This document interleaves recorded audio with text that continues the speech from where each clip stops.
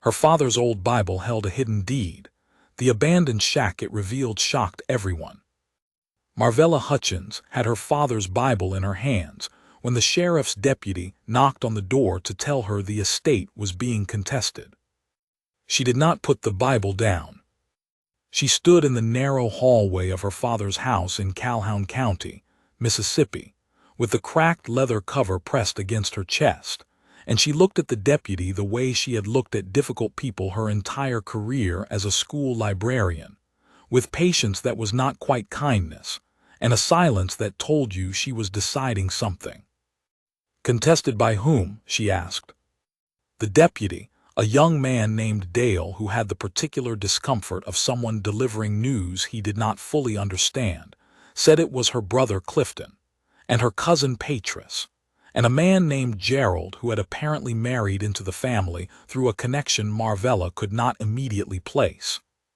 She thanked Dale. She closed the door. She stood in the hallway a little longer.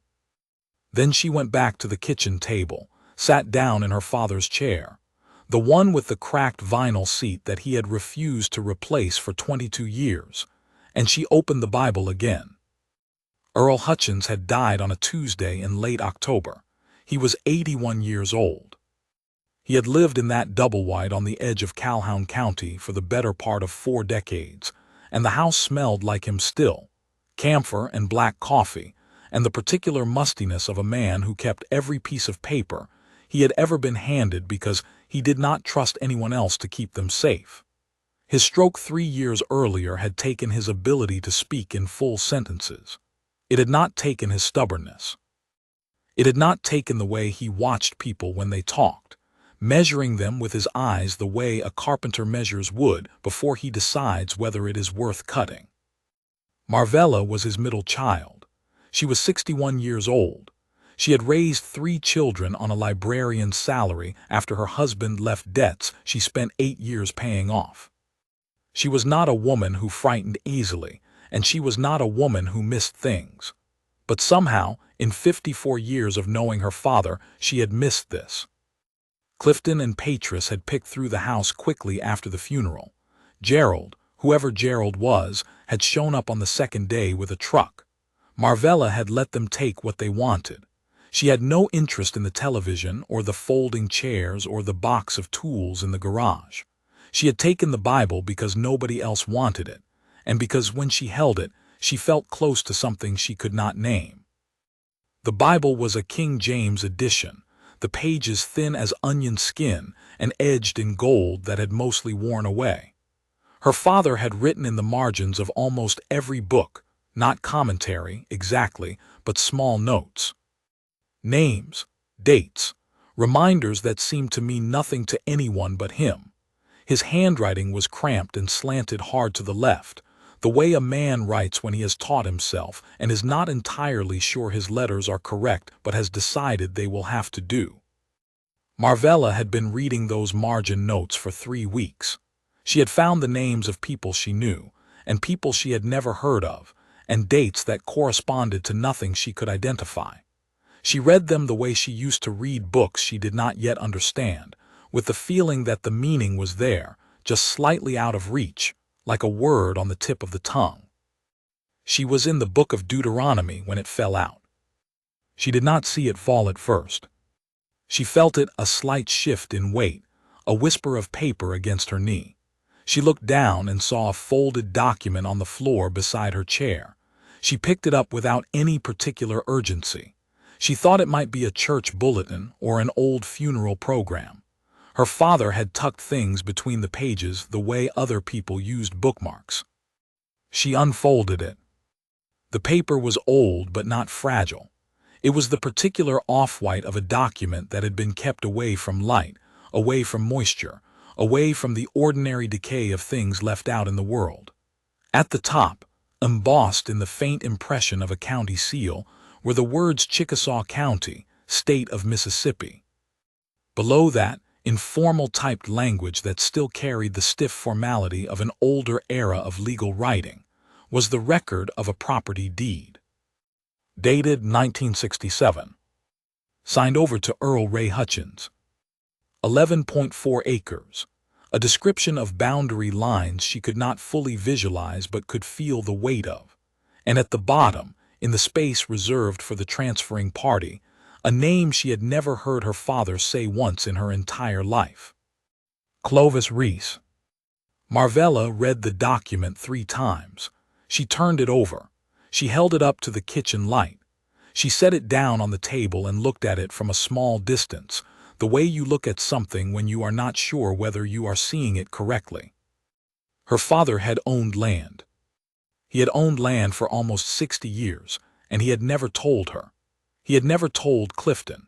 He had never mentioned it during the 3 years after his stroke when Marvella drove 40 minutes each way twice a week to sit with him, to read to him, to watch baseball with him and talk about the grandchildren and fill the silence of his lost words with her own. In all of that time, he had kept this folded inside Deuteronomy and said nothing. She thought about calling Clifton. She decided against it. She thought about calling her son Marcus, who was 34 and lived in Jackson and had good judgment for someone who had been a difficult teenager. She decided against that too. Not yet. Instead, she got up and made herself a cup of coffee.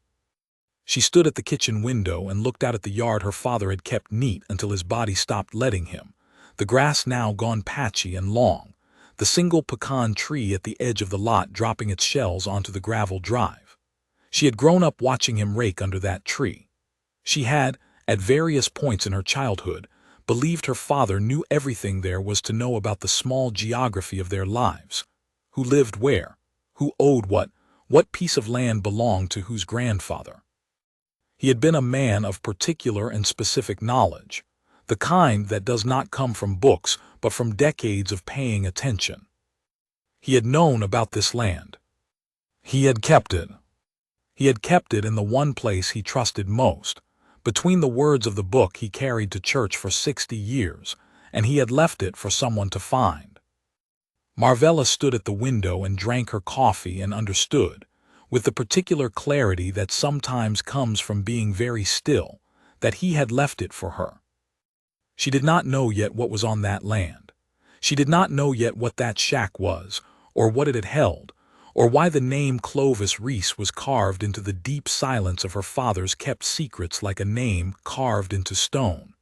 She did not know yet what she was about to walk into. But she had been a librarian for 31 years. She knew that when you find a document you do not understand, you do not set it aside. You follow it. She folded it carefully and put it in her purse, beside her car keys and her reading glasses. She called Dale, the deputy, back. She told him the estate contest could wait. She said this in a tone that communicated clearly that it was not a suggestion. Then she went to bed early, lay in her father's guest room staring at the ceiling, and thought about a man named Clovis Reese she had never heard of, and what on earth a man like Earl Hutchins had been doing with 11.4 acres he never mentioned, 43 miles from the house where he had spent his entire life. She did not sleep well. She was not expecting to. The next morning she was in her car before sunrise. The coffee in her travel mug was too hot to drink, but she held it anyway, one hand on the wheel, the deed folded in her purse on the passenger seat. The drive took her northeast on roads that started as highway and then narrowed into county roads, and then narrowed again into the kind of 2-lane strip where the trees come close on both sides, and the asphalt is patched in so many places it looks quilted. She had the address from the deed, a route number and a parcel reference. And she had the county parcel map she had pulled up at midnight on her laptop, cross-referencing it with the description in the document until she found the shape of it on the screen. 11 acres of land that, according to the county's online records, had last been assessed in 1998 and had been carried since then as inactive property with no current owner of record listed. No owner listed. Her father's name was not on the county's current records. The deed she held was the only trace. Somewhere between 1967 and now, the paperwork had simply stopped. She pulled off the county road onto a gravel track she almost missed. The gate was rusted open, frozen in that position, the kind of open that meant it had not been closed in years. The gravel gave way to mud within 30 feet. She drove slowly, branches brushing the sides of her car, the land rising slightly on both sides, and then leveling into a clearing that the trees had been slowly reclaiming for what looked like a very long time. She stopped the car, she got out. She stood in the clearing and looked. The kudzu covered almost everything, the fence posts along the far edge, the remnants of what might once have been a small outbuilding, the shapes of things she could not fully identify beneath the vines. But at the center of the clearing, partly sheltered by 2 large pines that had grown up close on either side, was a structure. A shack. Wood-sided, the boards weathered to gray. The roof had sagged in one corner but not collapsed. One window faced her, still holding its glass, intact and dark. Inside that window, just visible in the early morning light, was the shape of something hanging from the ceiling. She stood in the mud in her good shoes and looked at it. She had not brought anyone with her. She had not told anyone where she was going.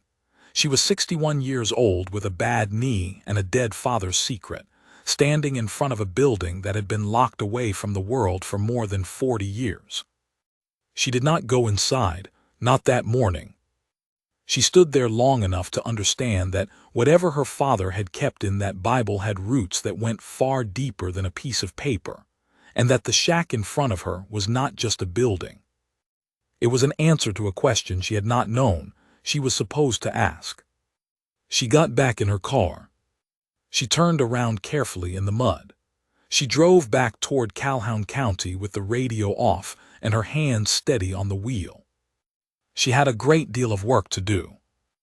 Marvella had been a librarian long enough to know that the most important part of research is not finding the answer. It is knowing which question to ask first. She drove back to Calhoun County and sat at her father's kitchen table with a legal pad, her reading glasses, and the deed laid flat in front of her. She wrote down every detail it contained: the date, the parcel number, the county, the name of the notary, a man identified only as W. Broussard, the legal description of the property boundaries, which referenced landmarks that may or may not have still existed, and the name she kept coming back to, written at the top of the transferring party section in the clean, neutral font of a county document. Clovis Reese. She searched the name online first, because that was where you started in this century, even when you suspected the answer was going to be somewhere older. She found nothing useful. A few people with the last name Reese in Mississippi, none of them named Clovis, none of them connected to Chickasaw County. She called the Chickasaw County Courthouse the next morning when they opened. She spoke to a woman in the records office named Dorothy who had the measured patience of someone who answered basic questions from the public all day and had long ago made peace with it. Marvella explained that she had found an old deed and was trying to trace the original owner of the parcel. Dorothy told her that records from that period were partially digitized and partially still on paper in the basement, and that she could come in and look through them if she wanted, or she could give Dorothy the parcel number, and Dorothy would see what she could pull. Marvella gave her the parcel number. Dorothy called back 2 hours later and said the parcel had been recorded in 1967 in the name of Earl Ray Hutchins, transferred from Clovis James Reese, and that the last recorded transaction of any kind was the original 1967 deed. No subsequent sales, no additional filings, no liens, no tax records after 1971, when the county had apparently reclassified the parcel in a batch reassessment and somehow dropped it from the active roll. It had been sitting in a legal gray space ever since. Not abandoned in the formal legal sense because the deed was valid, just forgotten. "Do you have anything on Clovis Reese himself?" Marvella asked. "Any prior ownership records, birth record, death record?" Dorothy paused. She heard the sound of pages turning. "There's a death record," Dorothy said. "Clovis James Reese. Died October 1967. Listed as a resident of Chickasaw County. No next of kin recorded." October 1967. The deed was dated April 1967. Clovis Reese had signed that land over to her father and was dead within 6 months. Marvella wrote that down. She thanked Dorothy and hung up the phone and sat for a moment with the legal pad in her lap. Her father had received this land from a man who died the same year. A man with no recorded family. A man whose name, Earl Hutchins, had never once spoken aloud in her presence, not in 54 years, not even in the 3 years after his stroke when he had nothing left to do but sit and remember. That kind of silence was not forgetting. That kind of silence was a decision. She called Marcus. Marcus Hutchins was 34, worked in insurance, and had inherited his grandfather's quality of taking in information without immediately reacting to it. When Marvella told him about the deed and the shack and the name Clovis Reese, he was quiet for a long moment. Then he said, "How long have you known about this?" "A week," she said. "I wanted to have something solid before I talked to anyone." "Clifton doesn't know." "Clifton knows nothing, and I would like to keep it that way until I understand what we're dealing with." Marcus was quiet again. "You went out to the property alone." "I looked at it from the outside." "Mom." "I know. I'll come this weekend," he said.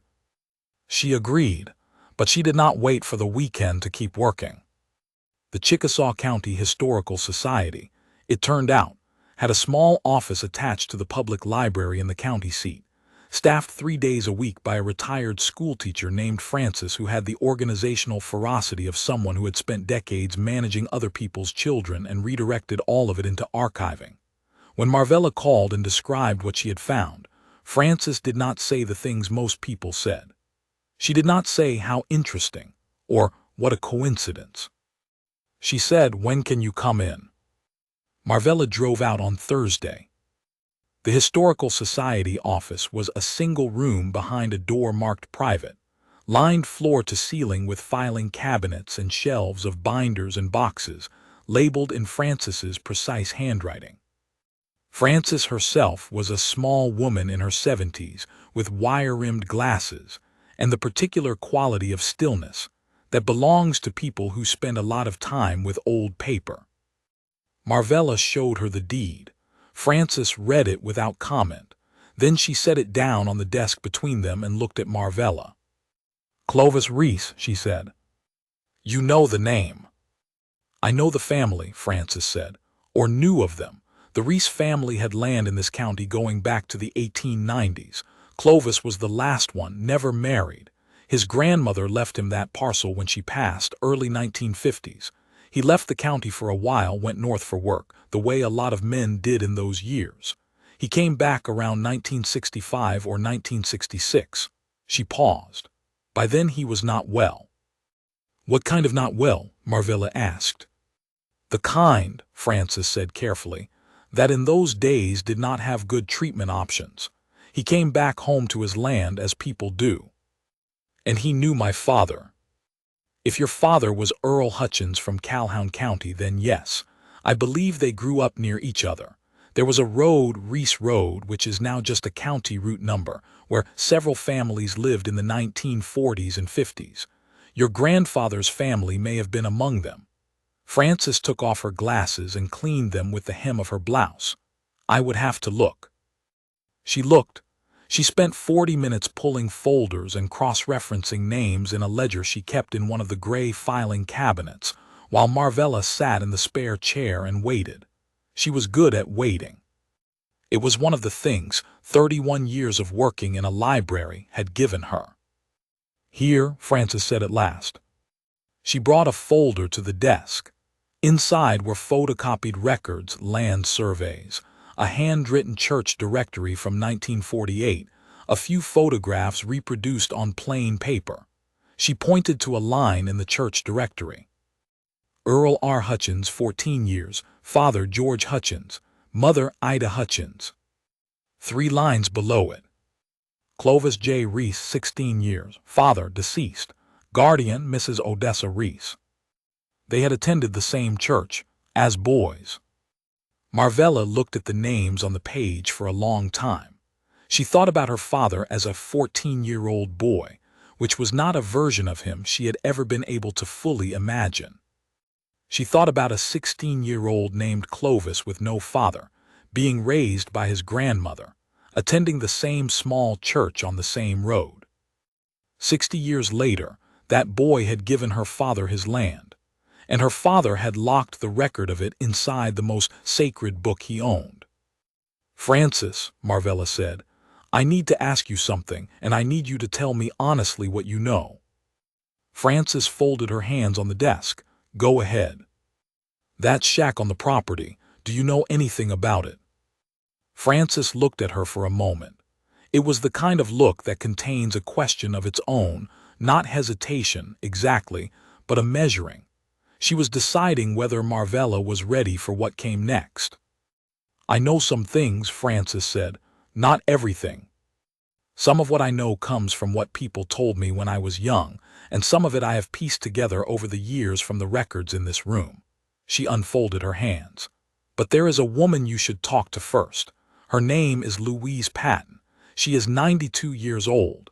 She lives on Greer Street, 3 blocks from here, and she knows more about that property than anyone else still living in this county."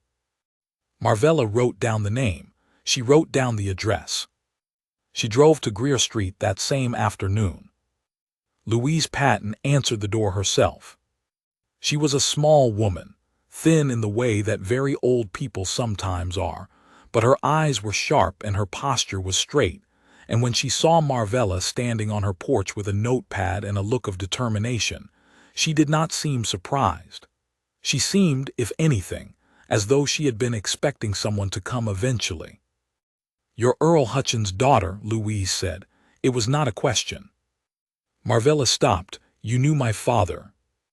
"I knew of him," Louise said. "Come inside."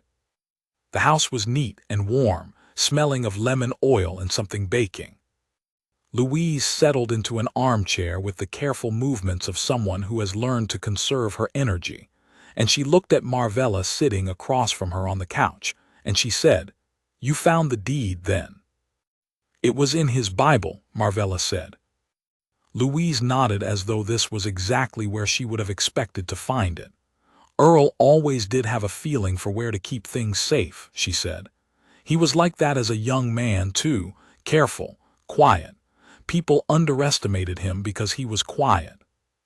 "What can you tell me about the shack?" Marvella asked.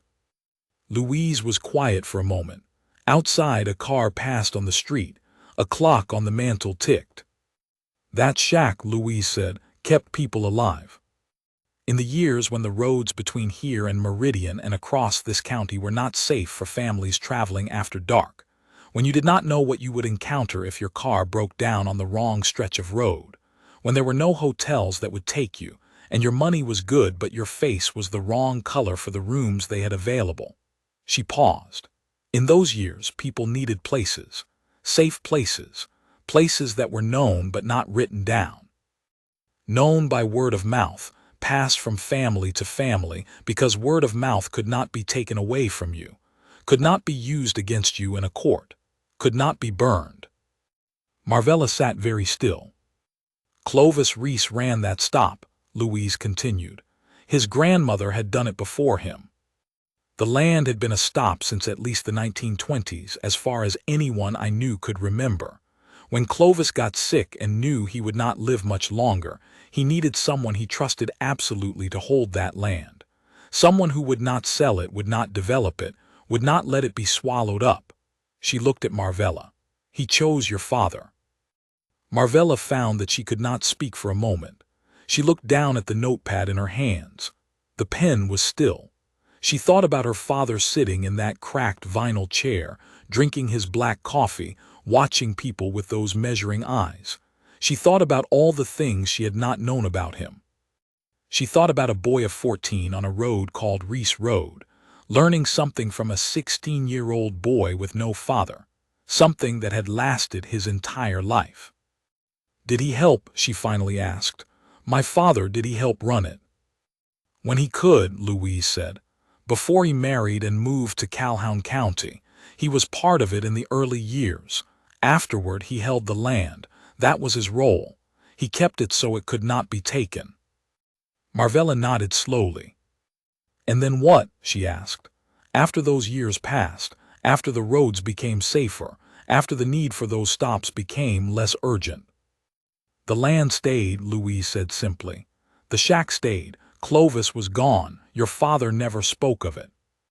I imagine he thought the right moment to do something with it had not yet arrived. She looked at Marvella with those sharp, unhurried eyes. And then he put the deed in his Bible and died. The clock ticked. I think, Louise said, he was waiting for you. Marvella drove home with both hands on the wheel and the radio off, and the early dark of November coming down around the road. She did not cry, because that was not how she was built. But somewhere on the county road between Chickasaw and Calhoun, she felt something shift in her chest, something that had been sitting sideways her whole life, some shape she had given to her father that was too small for what he actually was. She thought about the shack, the lantern behind the glass, the people who had moved through that place like water, finding its path in the dark. She thought about Clovis Reese, dead at the age of 40-something, no family, no record, a man whose only lasting act was trusting the right person with his land. She thought about her father, 4 decades of silence, a Bible kept close, a deed preserved with the same care he gave to the Word of God. She thought about what to do next. By the time she pulled into the gravel drive of her father's house, she had the shape of it. Not the full plan that would take time and conversations and more research than she had done yet, but the shape. She was not going to sell that land. She was not going to let it sit forgotten in a county parcel record with no active owner. She was not going to let Clifton or Patris or Gerald, whoever Gerald was, turn it into something else. She went inside. She sat down at the kitchen table. She picked up the Bible. She opened it to Deuteronomy and ran her fingers along the margins where her father's cramped, left-leaning handwriting filled every available space. She started reading more carefully this time.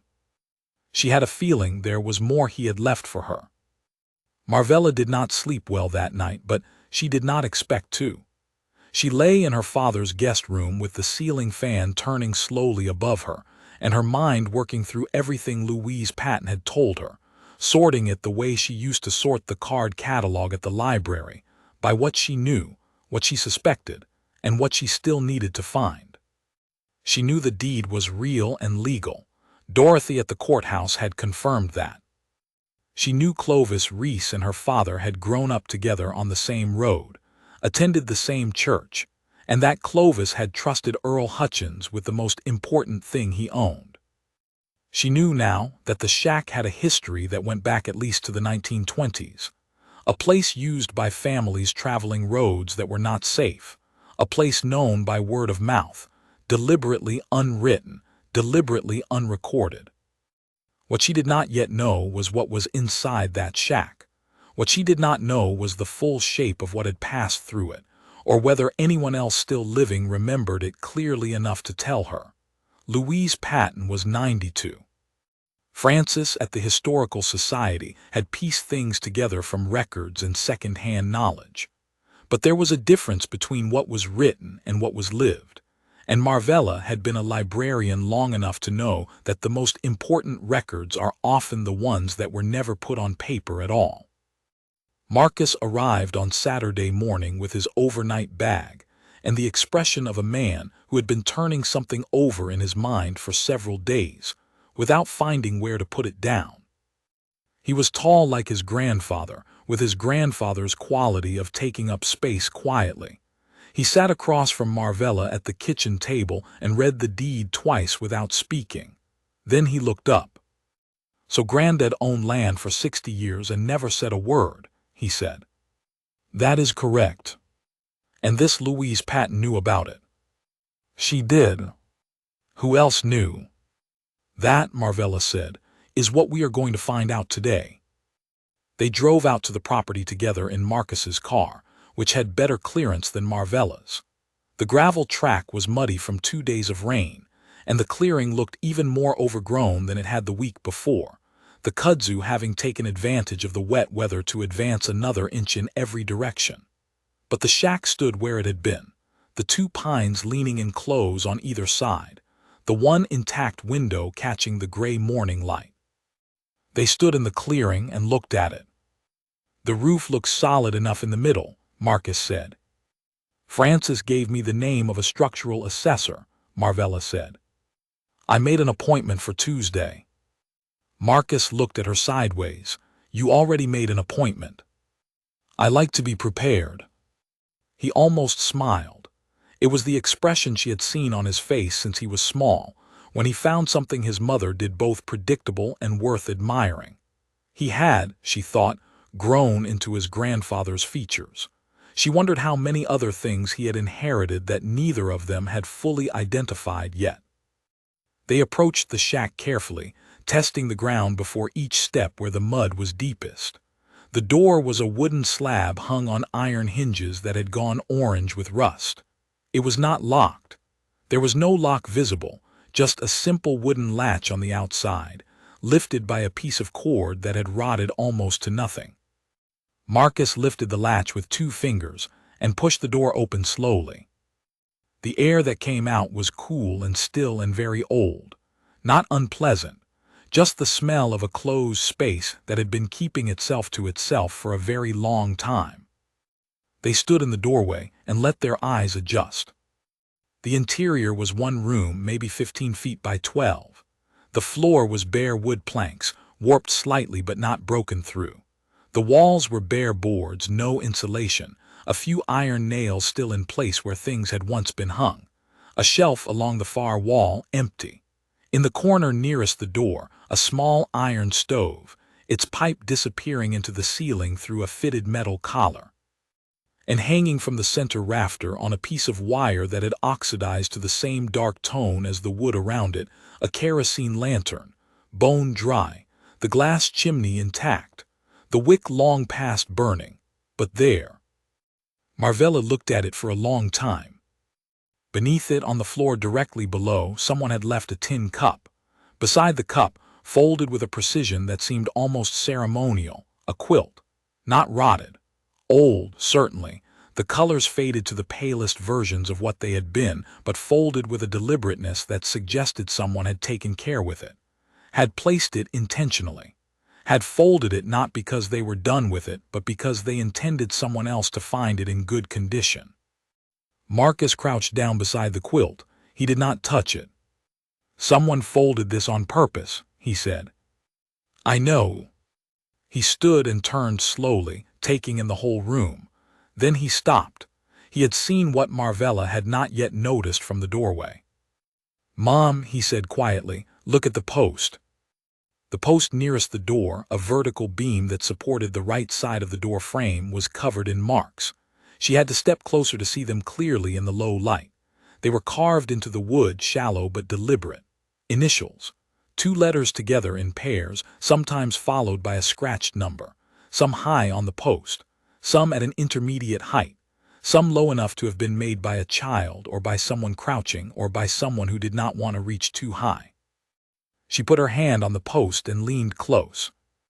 RT 1944, MLB WB. 1951, CJ, and below it in slightly different carving, HJ 1953. Further up, where the wood was a little cleaner, a set of initials with no date that she could identify. Down near the base, almost at floor level, 2 letters so worn she had to trace them with her finger. EH. She took her hand off the post very slowly. "Marcus," she said. He was beside her. He looked at where her finger had been. He did not say anything. Neither did she. The room held the silence of all the rooms that have witnessed things that were never written down, that stored what was passed through them the way wood stores the shape of what pressed against it long enough. Marcus was the one who finally spoke. "Daddy knew about this, didn't he?" he said. He knew, and he didn't say anything either. It was not a question, and Marvella understood it was not about his father, who had left when Marcus was 11. It was about the long line of men in this family who had held things quietly and trusted that someone downstream would find them. She thought she was probably that someone. She took out her phone and took photographs of the post, the lantern, the quilt, the stove, the shelf, the window. She photographed the interior from each corner and the exterior from the clearing. She did it the way she had once cataloged the reference section of the library after a flood, methodically, without rushing, understanding that the record you make today is the only record that will exist tomorrow if something goes wrong. They walked the property after that, she and Marcus, moving through the kudzu and the overgrowth as best they could, finding the shape of what had once been there. The remnants of a second outbuilding to the east, now little more than a foundation outline. A stretch of the boundary marked by fence posts that still stood barely, the wire between them long gone. A low area at the north edge that might once have been a garden. 2 old trees she did not recognize, enormous, their roots lifting the ground around them in long, soft ridges. 11 acres, kept for 60 years, unlisted, unassessed, untouched. She stood at the far edge of the property and looked back at the shack and thought about all the people who had passed through it, all the families, all the children folded into the back seats of cars, not entirely sure where they were or why they had stopped, only knowing that the adults had relaxed slightly, and the door was opening, and there was a lantern burning inside, and they could stop being afraid for a few hours. She thought about a 16-year-old boy named Clovis Reese running this stop after his grandmother could no longer manage it, and a 14-year-old boy named Earl helping him, learning what it meant to hold something safe that other people needed. She thought about the EH carved near the floor of that post, 2 letters, pressed low, where you would put them if you were kneeling down to be at the right height for a child to see. On the drive back, Marcus said, "What are you going to do?" "I'm going to find out who those initials belong to," Marvella said. "As many of them as I can." He was quiet for a moment. "That could take a long time." "I know. And Clifton is still contesting the estate." "Clifton has no idea what is on that property," Marvella said. "And when he finds out, my prediction is that he will want nothing to do with it. Clifton has never been comfortable with things that require patience." Marcus was quiet for another moment. "Then you need a lawyer." "I have a name from Dorothy at the courthouse, a property attorney in the county seat." He looked at her. "You have really been moving on this." "I have my father's organizational habits," she said. "I just never had occasion to use them this way before." He drove. The county roads unfolded in front of them, the bare November trees on either side. "Those initials on the post," Marcus said. "EH." "Yes." "You think that's Granddad, or Clovis?" Marvella thought about it. She thought about the height of those initials, pressed near the floor. She thought about a 14-year-old boy. "I think it could be either," she said. "Or both. I think that post was where people left their mark because the mark was private. No one outside that room would know whose initials those were or what they meant. It was a record that could only be read by the people who had reason to be there." She paused. "My father kept records the same way, a deed in a Bible. Notes in the margins in handwriting nobody but him could read." She looked out the window at the passing fields. He was consistent, at least. The attorney, whose name was Arthur Penny and who had an office above a hardware store in the county seat, and the manner of a man who had seen many unusual things in property law without being unsettled by any of them, reviewed the deed on Monday afternoon and told Marvella that her position was straightforward. The deed was valid. It had been properly recorded. The fact that the county had dropped the parcel from active assessment was an administrative error, not a legal one. Earl Hutchins had owned that land, and Marvella was the executor of his estate, and she had the right to claim it, register it in the estate's name, and determine what to do with it. "The contest from your brother and the others," Arthur said, would need to demonstrate that the property was part of the general estate assets, which it was, technically, since it was never transferred out. If they want to push that case, they can. But the executor has wide discretion in how estate assets are managed. And if I want to donate it? Marvella asked. Arthur looked at her over his reading glasses. To whom? I'm not certain yet, she said. I need to talk to some people first.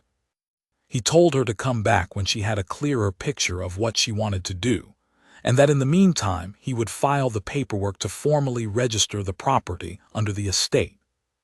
She thanked him and left. She drove directly from Arthur Penny's office to the Alcorn State University campus, where she had made an appointment with a professor of history named Dr. Calvin Webb, who had been researching informal networks of safe routes and way stations across the state of Mississippi for the better part of 3 decades.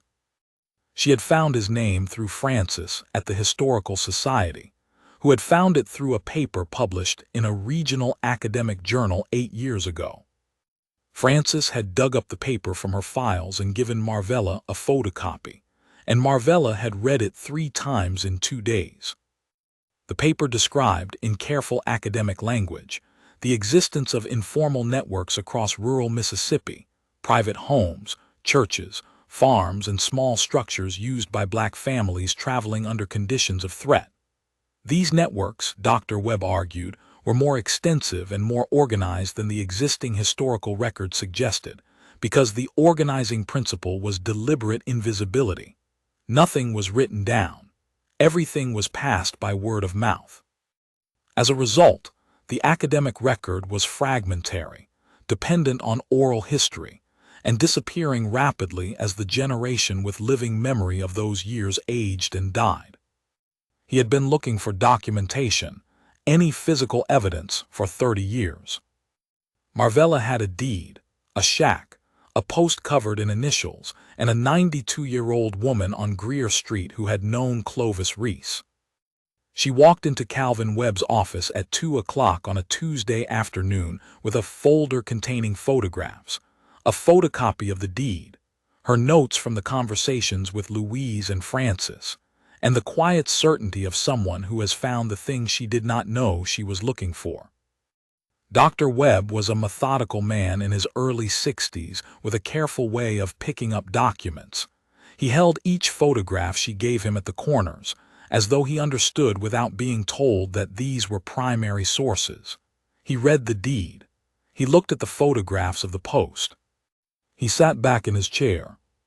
He did not say anything for a very long time. Marvella waited. She was good at waiting. When he finally spoke, his voice was level and precise, but she could hear something working underneath it. We have been looking for documented evidence of this particular network, he said, for 30 years. I know, Marvella said. Francis mentioned that. The shack on this property appears in 2 oral history interviews I collected in the 1990s, he said. Both interviewees were deceased within 5 years of giving the interview. The shack was described but not located with any precision. I was unable to identify the property or the land ownership. He looked at the deed photograph again. I did not know the name Clovis Reese. Or Earl Hutchins. No one did, Marvella said. That was the point. He looked at her. That was exactly the point, she said again. The whole structure depended on people knowing only what they needed to know. Clovis knew. My father knew. Louise Patton knew because she was the right kind of person and she was in the right place at the right time. And everyone else who needed to know found out the way you find out about something that is kept safe. Someone they trusted told them. Dr. Webb folded his hands on his desk. What would you like to do with this? He asked. That, Marvella said, is what I came here to figure out. They talked for 2 hours. By the end of it, she had the shape of a plan that was not yet fully formed but had enough structure to hold. She drove home as the evening came on, the road ahead lit by her headlights and the last pale strip of sky at the horizon, and she thought about her father, about the silence he had kept, about the care with which he had kept it, about the Bible on the kitchen table and Deuteronomy, and the deed that slipped out and landed in her lap like something that had been waiting a very long time to be found. He had known, she thought.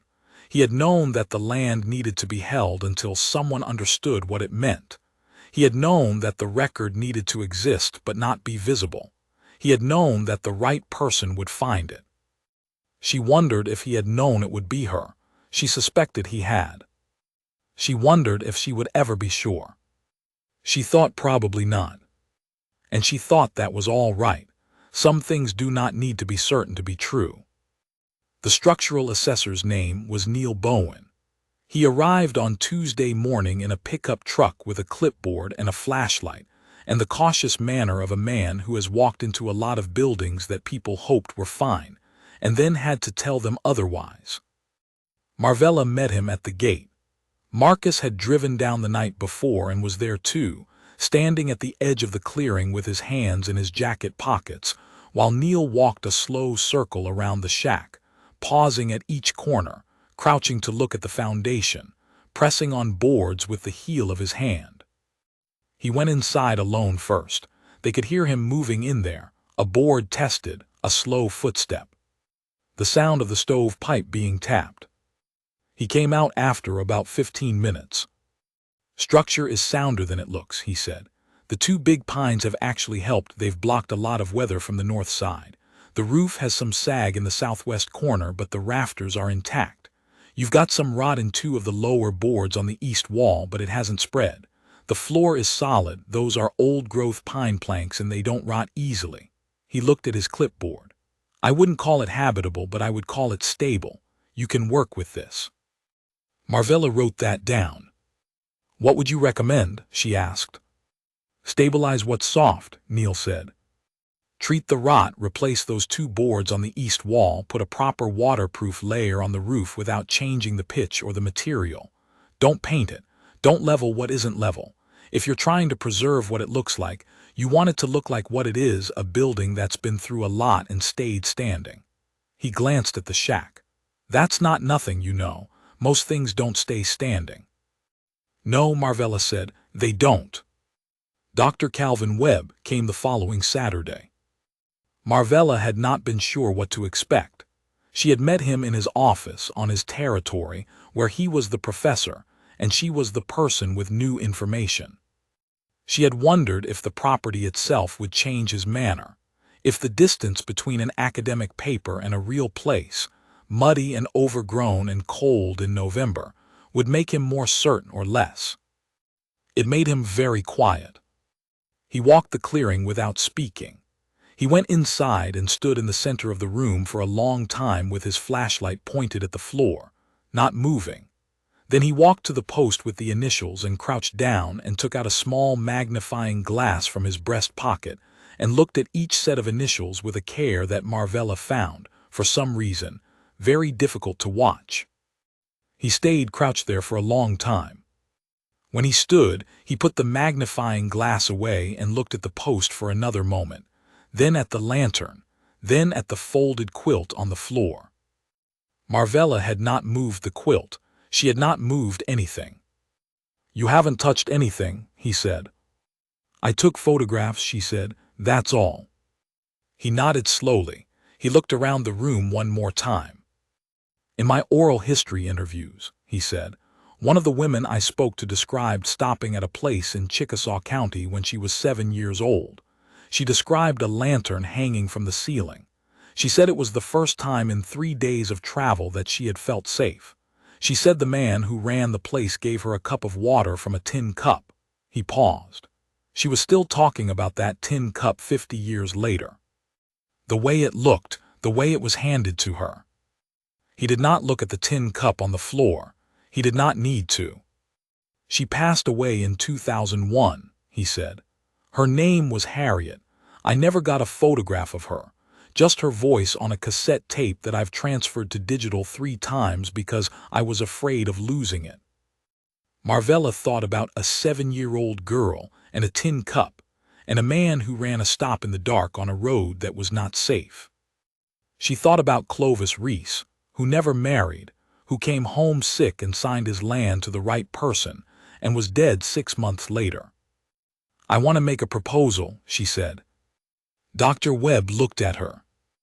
"I'm going to transfer this property into a historical trust," she said. "I have been in conversation with Arthur Penny, my attorney, about the legal structure. I want the trust to be administered jointly, the Chickasaw County Historical Society and Alcorn State University, with oversight from a small advisory board that includes community members.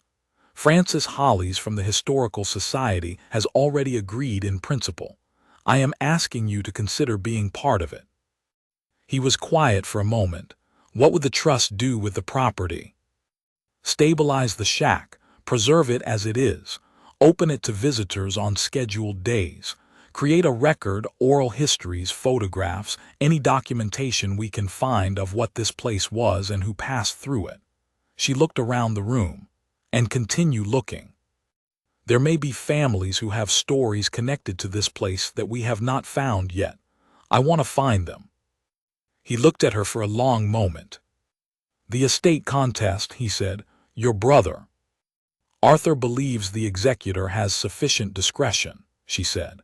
"And I believe that when Clifton understands the full history of this property, he will find he has very little interest in pressing the matter. Clifton has a talent for retreating from things that might be complicated to explain in public." Something moved in Dr. Webb's expression that might, in a less composed person, have been a smile. "I'll say yes," he said. "Good," Marvella said. They walked the property together after that, she and Calvin Webb and Marcus, in the cold November air, the kudzu brown and retreating slightly in the dry spell after last week's rain. She described what Louise Patton had told her. He listened without interrupting. At one point he took out a small notebook and wrote something down. At another point he stopped walking and looked at the boundary fence posts and asked her what year she thought they had been put in. She said she did not know, but she knew someone who might. She was thinking of Louise Patton, who was 92 and had lived in that county all her life and remembered things that other people had not thought to record. She called Louise that evening. She described the plan. She asked if Louise would be willing to be part of the advisory board and to let Dr. Webb interview her about what she knew. Louise was quiet for a moment. Then she said, "I was starting to wonder if anyone was going to ask." Marvella said, "I should have called sooner." "You got here," Louise said. "That's the thing that matters." Clifton called on a Wednesday. He had, by then, heard enough second-hand about what Marvella was doing to have formed an opinion, and the opinion was not positive. He called with the energy of a man who had decided he was being wronged, and had rehearsed several ways of saying so. Marvella let him talk. When he was done, she told him calmly about the deed, the shack, the initials on the post, the lantern, the tin cup, and the 70-year-old oral history that placed that property in the accounts of families who had needed a safe place and found one. She told him about Dr. Webb and the cassette tape of a woman named Harriet talking about a cup of water when she was 7 years old. She told him about Francis and Louise and the church directory from 1948, with their father's name 3 lines below Clovis Reese's. She told him all of it, in the same voice she had used for 31 years to explain to patrons where to find what they were looking for. Clifton was quiet for a long time after she finished. "So there's no money in it," he said at last. "There is no money in it," Marvella agreed. He said he would talk to his attorney about whether this constituted a fair disposition of estate assets. Marvella said he was welcome to do that. He never called Arthur Penny. As she had predicted, Clifton had a talent for retreating from things that were complicated to explain. The estate contest was quietly dropped 2 weeks later. In December, Marvella had the stabilization work done on the shack. Neil Bowen brought a crew of 3. They replaced the 2 rotting boards on the east wall. They treated the wood.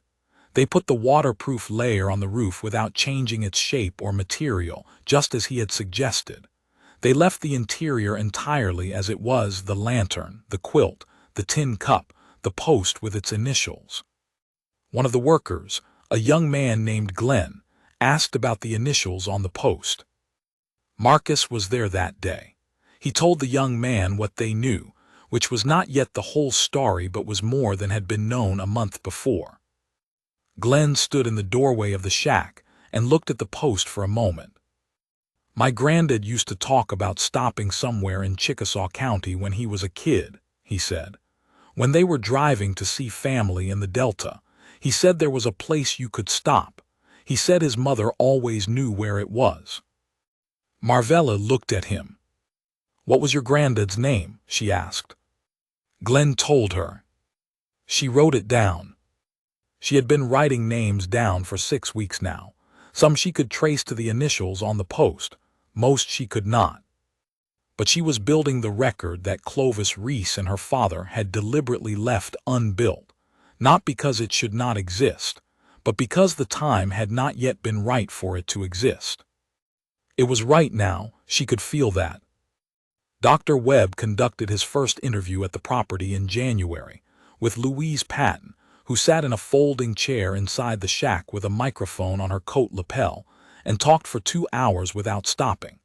She described the network as she had known it, the names she remembered, the families she had seen pass through.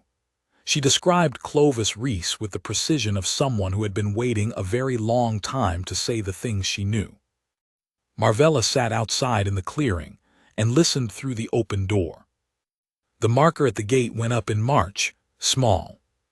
Dark metal. It listed the name of the trust and the visiting hours, and a single line of text that Francis had written and the advisory board had agreed on unanimously. It did not name Clovis Reese. It did not name Earl Hutchins. It said only, "This place kept people safe when the roads were not." Marvella stood at the gate on the morning the marker went up and read it. Marcus was beside her. Dr. Webb was beside him. Francis had driven up from the Historical Society.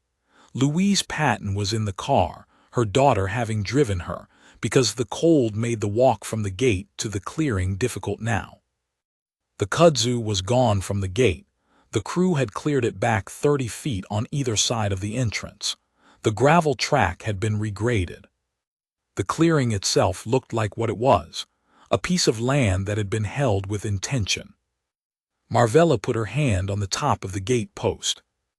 She thought about her father at 14, on a road called Reese Road, learning from a 16-year-old boy what it meant to hold something safe. She thought about 60 years of silence. She thought about a deed folded inside Deuteronomy, kept in the one book her father trusted to outlast him.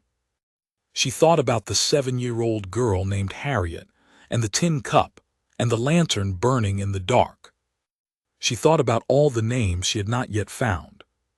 All the initials on the post she could not yet match to a family, a story, a person who had passed through this clearing on a night when stopping was necessary, and this light was the right light. She was going to find as many of them as she could. She had no illusions about how long that would take, or whether she would finish before she was done. She was 61 with a bad knee and a full plate, and a library she was only half retired from. She was not her father, who had held a secret for 60 years without it costing him his quiet. But she was his daughter, and she was a librarian, and she knew what you do when you find a record that has been waiting to be read. You read it, all of it, carefully, and then you make sure other people can find it too. She let go of the gate post. She walked into the clearing. The shack stood where it had stood for decades, the boards gray and weathered, the 2 pines leaning in close on either side. The roof was solid now. The door was straight. The window had been clean, just the glass, nothing else changed, and the lantern behind it caught the morning light the way it must have caught lamplight all those years ago, visible from the track, a signal to people who knew what it meant. She went inside. She stood under the lantern. She looked at the quilt, still folded, still precise. She looked at the tin cup. She looked at the post with its many-voiced record of passing through. She found the 2 letters near the base of the post, pressed low, traced them once with her finger the way she had the first time.